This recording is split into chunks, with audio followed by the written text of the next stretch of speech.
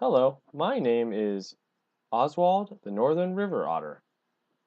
Lance Allison wrote a paper titled Lontra canadensis. This is a species account for the Northern River Otter. I am going to read it for you. Lontra canadensis is a predominantly freshwater mustelid that lives a highly aquatic lifestyle. It is generally a stocky otter that has dense yet short fur, small eyes, a flat head, a muscular neck that is as thick in size as its head, a broad muzzle with a bare, triangularly projected rhinarium. Its waterproof pelage is gray in color near the throat and chin, brownish gray ventrally, and brown and high in luster for the remainder of its body. Due to its fully webbed toes, oily coat, tapered tail measuring 1/3 of its body length, small ears, short yet powerful legs, and thick layer of fat present underneath its fur, L. canadensis is well adapted for its aquatic lifestyle. It also has a nictitating membrane, a transparent third eyelid covering its eyes while it swims underwater. Although paddling allows the otter to be very mobile in water, they are significantly less agile on land. Weighing approximately 5 to 14 kilograms, river otters exhibit sexual dimorphism. Males are typically 5% heavier in weight than females. The northern river otter communicate with each other by auditory and olfactory signals. They will often leave feces and urine as a method of scent marking to communicate with other otters. When they are frightened or angry, they will secrete musk from their scent glands. A low-frequency chuckle is the most common noise made by L. canadensis. Additionally, they will snarl, growl, or bark when they are disturbed, whistle when they are in pain, and snort when they are in danger. Although the L. canadensis was once abundantly found throughout North America, they are now only present in the Pacific Northwest, the Great Lakes region, the coast of the Atlantic Ocean, and Gulf of Mexico, Alaska, and most of Canada. Now, in the Midwest states of the United States, like Arizona, Colorado, Hawaii, North and South Dakota, populations of the northern river otter are essentially absent. The decrease in river otters within the United States is most often attributed to the increase in pollution, urbanization, and human predation. Human predation, especially in the form of trapping for otter pelt, is of most concern. A study done in Idaho shows that 5 out of 6 otter deaths were caused by humans. Additionally, with the legalization of otter trapping, the mortality count by trappers is extensive. In 1978, a total of 47,000 river otters were caught by trappers in the US and in Canada. The state of Louisiana alone, the annual otter harvest was exceeding 10,000 in past years.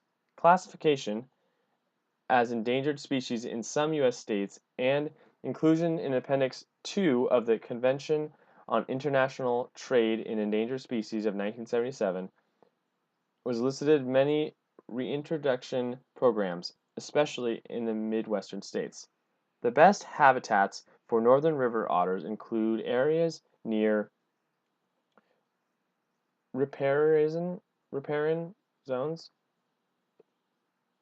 that have slow-moving waters, flat shores, and abundant supply of fish. The main component of the otter's diet, in addition to crayfish, amphibians, insects, and plants. They are often found in the lower elevations of non-polluted streams, rivers, and estuaries. River otters often prefer areas with diverse vegetation to densely wooded habitats and smaller streams to lakes. Studies have shown that female core areas where the otters observe 50% of the time, do not overlap with other female core areas, although their home ranges, their overall areas frequently do overlap. Males typically have larger core areas, and in contrast to females, often do overlap with other males, as well as female core areas. Furthermore, L. canadensis do not usually make their own dens and instead are frequently found living in empty beaver dens. Out of 1,280 observations of resting sites in an experiment by Melquist and Horaker, 38% were in beaver dens or lodges. Other on-land habitats include hollowed-out logs, riverbank thickets, tall marsh grasses, and L. canadensis often have to compete in these areas where American minks also live. The North American river otter exhibit polygyny.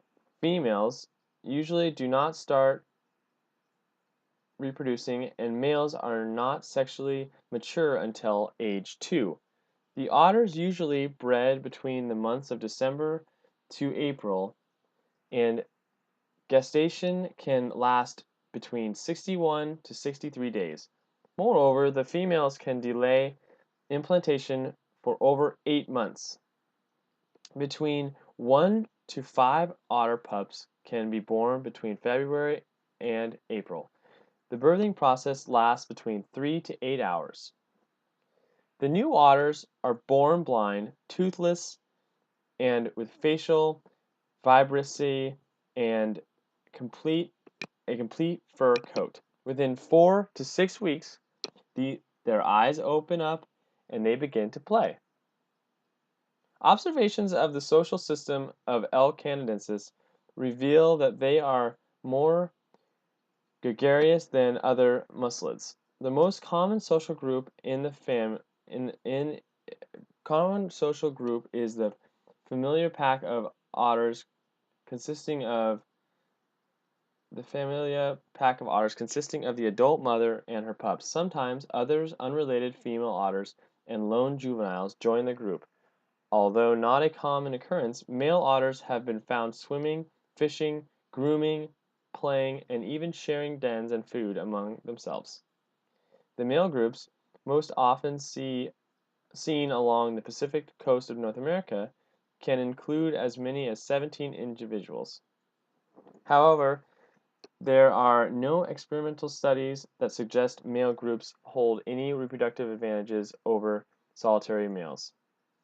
A study done by Bludell, however, shows possible dietary differences between males in groups and solitary males, and the data suggests males in groups ate more schooling fish than did individual males. While the L. canadensis only have a few predators in their aquatic habitats, including alligators, American crocodiles, and killer whales, on land they are increasingly more susceptible to predation by bobcats, domestic dogs, foxes, gray wolves, coyotes, cougars, and black bears. Yet, as previously discussed, the mortality of river otters is mainly a product of human activity through trapping, roadkill, and illegal shooting. Overall, however, there have not been any monumental impact of predators on the population of river otters, excluding predation by humans. In reverse, L. canadensis has seriously depleted the populations of fish, specifically trout, in places such as fish hatcheries, but could be argued that predation of fish by the river otters actually helps reduce the competition between fishes. L. canadensis are part of kingdom Animalia, phylum Chordata, class Mammalia, order Carnivora, family Mustelidae, and subfamily Lutrian. The mustelids are defined by their enlarged anal scent glands, which are commonly used for signaling and communication. 25 species are contained within the mustelid family, the largest family in the phyla Chordata, and includes weasels, minks, badgers, ferrets, wolverines, among others. In comparison to the northern mustelids, the northern river otter is distinguished by its long, tapered tail, fully webbed feet, and glossy, dense fur. Its monophyletic genus Lontra, often substituted by Lutra, are phylogenetically linked to African and Asian otters. I hope you enjoyed my talk that Lance wrote, and I hope this increases the awareness of river otters and their endangered species status. And thank you for listening. Bye bye.